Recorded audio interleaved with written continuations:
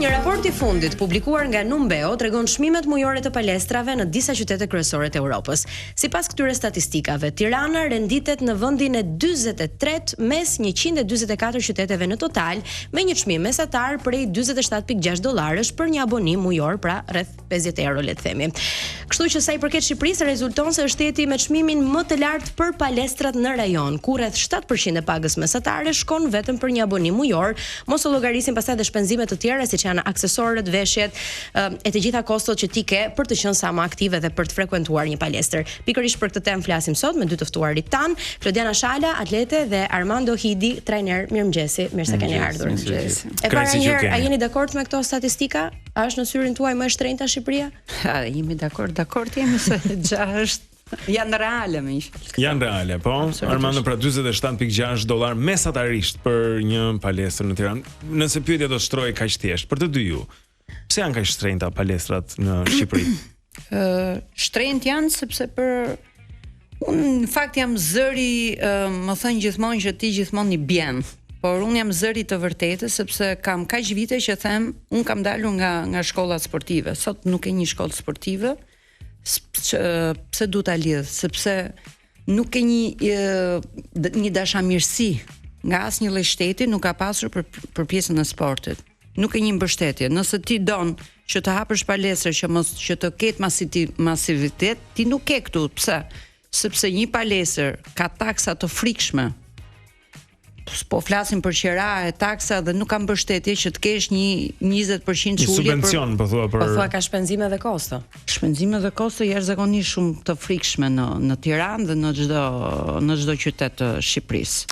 Nuk ka një mbështetje, nuk ka mbështetje nga shteti shqiptar. Cilat janë kostot më kryesore? Pra që ta hapja deri te mirëmbajtja. Qiraja është e frikshme këtu. Ti nuk ke një ambient me qira në 1.000 euro. Në muaj, sigurisht. Në muaj bëhet fjalë. Mund të flasim edhe për 2 edhe për 3. Kemi siguracionet, kemi taksat që janë të frikshme që në botën në jashtë, unë po të flas, po të marr një shembull në Gjermani.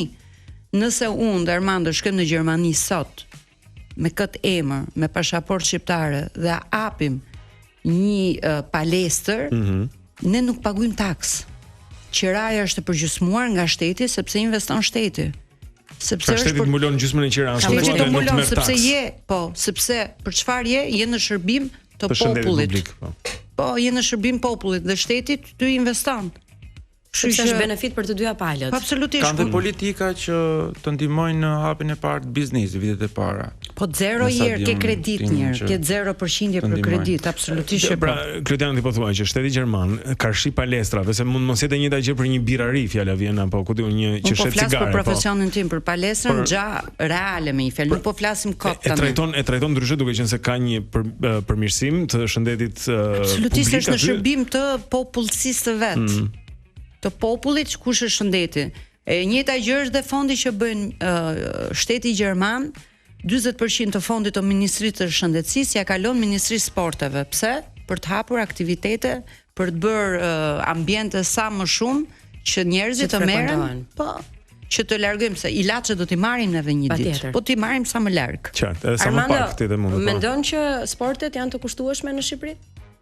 Sportet janë shumë të kushtueshme në Shqipëri. Domethënë kam shumë shok edhe jam në rrethe që edhe marrin pjesë në kompeticione dhe realisht nuk askush nuk I ndihmon në pjesën për qoftë tek dieta, qoftë tek fizioterapia, tek masazhet, të cilët kanë nevojë për të qenë shumë mirë në formë. Nuk është thjesht çështja e palestrës, domethënë është një tërësi shumë e madhe e gjës që çalon, por që dalim tek pjesa e shtrenjtimit të palestrave, doja të shtoja që ka diçka, domethënë që palestra do hapësira shumë të mëdha.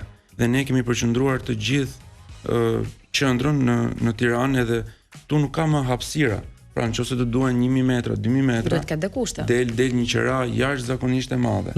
Kur flasim për vendet jashtë, është natyra e palestrës që kërkon gjerësi, pra nuk është një dyqan, është një palestër që ka hapësirë. Dhe përgjithsisht sot palestrat janë në bodrume, gjë që nuk është shumë e mirë. Underground, po. Domethënë duhet lart, ketë ajër, ketë dhe lartësi, jo vetëm domethënë ketë hapësirë. E kuptoj, tavanët janë të larta, po thuam për hapësirë atje. Çudi, po mendon që do frekuentoheshin më shumë palestrat po të ishin më lirë apo ne jemi popull dembele dhe gjejmë justifikime?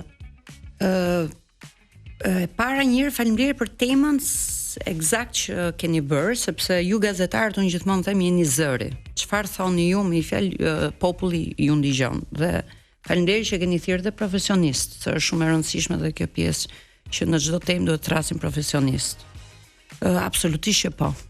Mendoj që populli shkon si çdo gjë, ku e çon në rrymën, duhet ta çosh.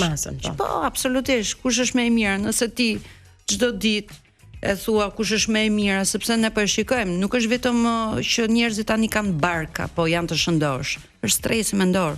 Kjo është shumë kryesore. Kush është, heqim negativitetin, ku ishet negativiteti? Unë gjithmonë kam pas thënë që sporti është zakonisht gjithë studimet e tregojnë, sporti është studimet tani e tregojnë. Antidot për depresionin, për gjithë mjekët atë thonë. Domethënë bëj sport sa më shumë. Të ushqyerit bashkë, të ushqyerit bashkë dhe aktiviteti, janë motor e vllaj gjithmonë. Nuk them që ne do hajm avokado, jo më do hajm dhe groshën. Po, grosha shumë mirë me qira po. Do hajm dhe tëmblën, do hajm dhe kripën, po çdo gjë me karar. Të gjitha po. Po kjo është. Shiko, duke qenë që popullsia e Shqipërisë është duke u plakur, vjen duke ardhur drejt asaj dhe unë vërej që me kalimin e moshës ka dhe një ndërgjegjësim të shtuar. Sa më shumë ti plakesh, aq më shumë do të kujdesesh për këtë gjë, se e kupton që kjo makineria perfekte. Po kur ke shku te doktori. Patjetër, kur ka thënë doktori që ke diabete, mos shkojmë atje. Patjetër që jo. Po dua të them që interesi tek të stërviturit, tek të bërit një formë aktivitetit fizik, çfarë do qofshën ky, është në rritje. Si pasojë edhe që popullsia, edhe plus po të shikosh Instagramin, e ke plot me këshilla, me gjëra që vijnë nga të huaj, domethënë që ti mundesh stërvitesh deri në moshë më të vonë. Pra, është edhe shkenca e tregon që një njerëz që lëviz është një njeri përgjithsisht i shëndetshëm. Masa muskulare është e lidhur shumë me shëndetin, me jetëgjatësinë e me gjithçka tjetër. Këto gjërat ne tani dimë, dëgjojmë një ushqim më i mirë, jemi ndërgjegjësuar për këtë gjë dhe vjen puna që nëse mendon një pensionist jeton me pensionin pa ndihmë nga fëmijët e tjerë, një palestër është thjesht një gjë e ndaluar, është mollë e ndaluar. Një pensionist nuk mundet të ushtrohet. Pik mbaroi në kushtet që jemi sot. Ne ti thua, okay, ky mekanizëm ka nevojë për rregullim, sa ai njëjti pensionist do të përfundoj në regjim shtratin QSOT për një kohë shumë gjatë dhe shpenzimet atje janë shumë më të mëdha me ilaçe për ta mbajtur. Ndërkohë që mund të ishte një subvencion që e çon të njeriu drejt një jete më të shëndetshme, më pak të kushtueshme për shëndetësinë. Siç e ka bë bota, se ne mund të marrim shembull, nuk po themi se do shpikim, jo më të kopjojmë. Të kopjojmë Kosovën, ja ku jemi. Në Kosovë. Çka ka Kosova kaq të mirë? Në Kosovë një nga palestrat më të mirë që ka dalë 6 në botë, donte një bashkëpunim me mua në Shqipëri dhe për efektin në botë. Po. Dhe për efektin që nuk gjetëm dot 1000 m2 lartësi, jo bodrum, nuk patëm dot bashkëpunimin se nuk ishim se ku ta gjejmë. Nuk erdhën dot, pra, nuk e hapën dot. Dhe kur shkova te kjo palestër në orën 2:10 të drekës. Dhe pronarët më thanë, Klod, tani është pak ullët, sepse vinë në mëngjes orari. Sa ishte popullsia aty? Na thuaj, nuk e di. Se kemi ide. 680 veta në orën 2:10. Brenda palesë. Po, ishte 2000 m2. 680 veta. Ishte orari më i dobët. 700 veta në Kosovë, në Prishtinë. Jo shumë ftuese duhet të them.